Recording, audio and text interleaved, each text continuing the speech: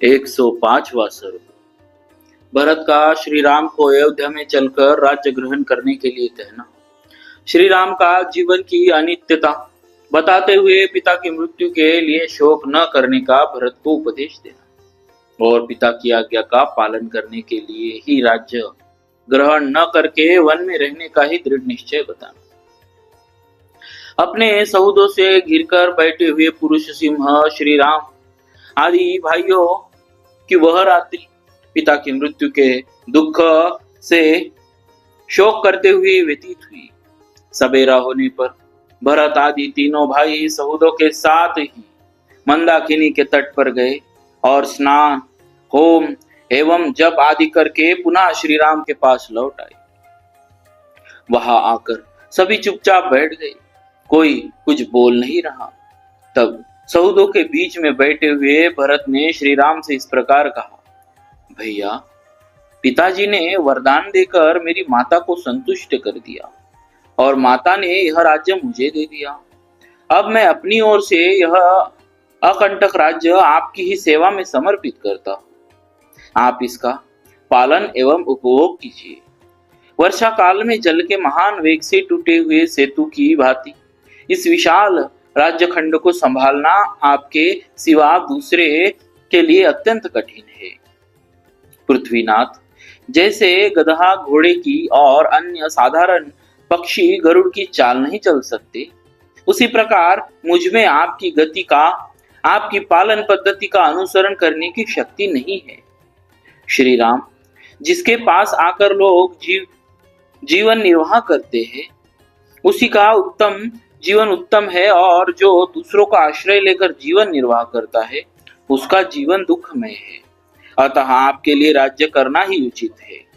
जैसे फल की इच्छा रखने वाले किसी पुरुष ने एक वृक्ष लगाया, उसे पाल पोस कर बड़ा किया, फिर उसके तने मोटे हो गए और वह ऐसा विशाल वृक्ष हो गया कि किसी नाटेकद के पुरुष के लिए उस पर चढ़ना अत्यंत कठिन था।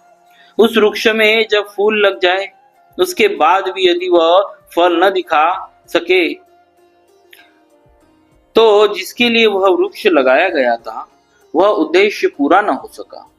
ऐसी स्थिति में उसे लगाने वाला पुरुष उस प्रसन्नता का अनुभव नहीं करता जो फल की प्राप्ति होने से संभावित थी। महाबाहो, यह एक उपमा है, इसका अर्थ आप स्वयं समझ लो। अर्थात पिताजी ने आप जैसे सर्व सद्गुण संपन्न पुत्र को लोक रक्षा के लिए उत्पन्न किया था। यदि आपने राज्य पालन का भार अपने हाथ में नहीं लिया, तो उनका वह उद्देश्य व्यर्थ हो जाएगा। इस राज्य पालन के अवसर पर आप श्रेष्ठ एवं भरण पोषण में समर्थ होकर भी यदि हम भृत्यों का शासन नहीं करेंगे, तो पूर्वोक्त उपमा ही आपके लिए लागू होगी। महाराज, विभिन्न जातियों के संग और प्रधान पुरुष आप शत्रु दमन नरेश को सब ओर से तपते हुए सूर्य की भांति राज्य सिंहासन पर विराजमान देखिए। ककुस्त्य कुलभूषण, इस प्रकार आपके अयोध्या को लौटते समय मतवाले हाथी गर्जना करे और अंतपुर की स्त्रियां एकाग्र चित्त होकर प्रसन्नता पूर्वक आपका अभिनंदन करे। इस प्रकार श्री राम से राज्य ग्रहण करने के लिए प्रार्थना करते हुए भरत जी की बात सुनकर नगर के भिन्न भिन्न मनुष्यों ने उसका भली भांति अनुमोदन किया। तब शिक्षित बुद्धि वाले अत्यंत धीर भगवान श्री राम ने यशस्वी भरत को इस तरह दुखी हो विलाप करते देख उन्हें सांत्वना देते हुए कहा, भाई, यह जीव ईश्वर के समान स्वतंत्र नहीं है, अतः कोई यहाँ अपनी इच्छा के अनुसार कुछ नहीं कर सकता। काल इस पुरुष को इधर उधर खींचता रहता है। समस्त संग्रहों का अंत विनाश है, लौकिक उन्नतियों का अंत पतन है, संयोग का अंत वियोग है और जीवन का अंत मरण है। जैसे पके हुए फलों को पतन के सिवा और किसी से भय नहीं है, उसी प्रकार उत्पन्न हुए मनुष्य को मृत्यु के सिवा और किसी से भय नहीं है।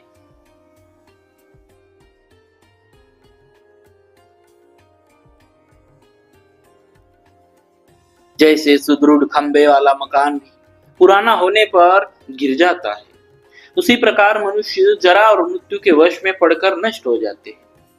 जो रात बीत जाती है वह लौटकर फिर नहीं आती, जैसे यमुना जल से भरे हुए समुद्र की ओर जाती ही है, उधर से लौटती नहीं।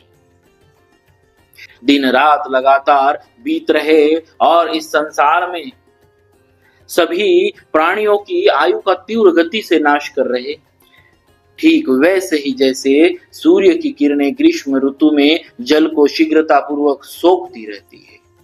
तुम अपने ही लिए चिंता करो, दूसरे के लिए क्यों बार बार शोक करते हो? कोई इस लोक में स्थित हो या अन्यत्र गया हो, जिस किसी की भी आयु तो निरंतर क्षीण ही हो रही है। मृत्यु साथ ही चलती है, साथ ही बैठती है और बहुत बड़े मार्ग की यात्रा में भी साथ ही जाकर वह मनुष्य के साथ ही लौट। शरीर में झुर्रियां पड़ गई, सिर के बाल सफेद हो गए, फिर जरा अवस्था से जीर्ण हुआ मनुष्य कौन सा उपाय करके मृत्यु से बचने के लिए अपना प्रभाव प्रकट कर सकता है? लोग सूर्योदय होने पर प्रसन्न होते हैं, सूर्यास्त होने पर भी खुश होते हैं, किंतु यह नहीं जानते कि प्रतिदिन अपने जीवन का नाश हो रहा है। किसी ऋतु का प्रारंभ देखकर मानो वह नई नई आई हो, पहले कभी न आई,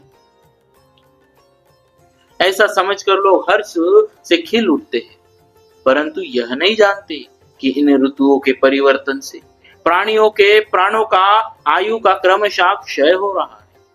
जैसे महानगर में बहते हुए दो काठ कभी एक दूसरे से मिल जाते हैं और कुछ काल के बाद अलग भी हो जाते हैं, उसी प्रकार स्त्री, पुरुष, कुटुंब और धन भी मिलकर बिछुड़ जाते हैं, क्योंकि इनका वियोग अवश्यंभावी है।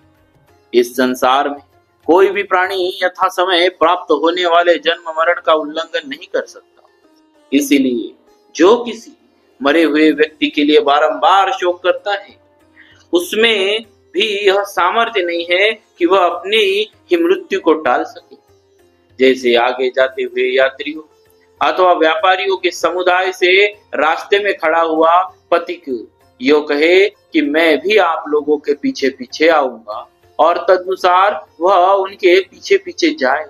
उसी प्रकार हमारे पूर्वज पिता पितामह आदि जिस मार्ग से गए थे, जिस पर जाना अनिवार्य है तथा जिसके बचने का कोई उपाय नहीं, उसी मार्ग पर स्थित हुआ मनुष्य किसी और के लिए शोक कैसे करे? जैसे नदियों का प्रवाह पीछे नहीं लौटता, उसी प्रकार दिन दिन ढलती हुई अवस्था फिर नहीं लौटती है, उसका क्रमशः नाश हो रहा है। यह सोचकर आत्मा को कल्याण के साधन भूत धर्म में लगावे, क्योंकि सभी लोग अपना कल्याण चाहते। हमारे पिता धर्मात्मा थे, उन्होंने पर्याप्त दक्षिणाएं देकर प्राय सभी परम शुभकारक यज्ञों का अनुष्ठान किया था। उनके सारे पाप धुल गए थे, अतः वे महाराज स्वर्गलोक में गए। वे भरण पोषण के योग्य परिजनों का भरण करते थे, प्रजाजनों का भलीभांति पालन करते थे और प्रजाजनों से धर्म के अनुसार कर आदि के रूप में धन लेते थे। इन सब कारणों से हमारे पिता उत्तम स्वर्गलोक में पधारे हैं। सर्वप्रिय शुभ कर्मों तथा प्रचुर दक्षिणा वाले यज्ञों के अनुष्ठानों से हमारे पिता पृथ्वीपति महाराज दशरथ स्वर्गलोक में गए।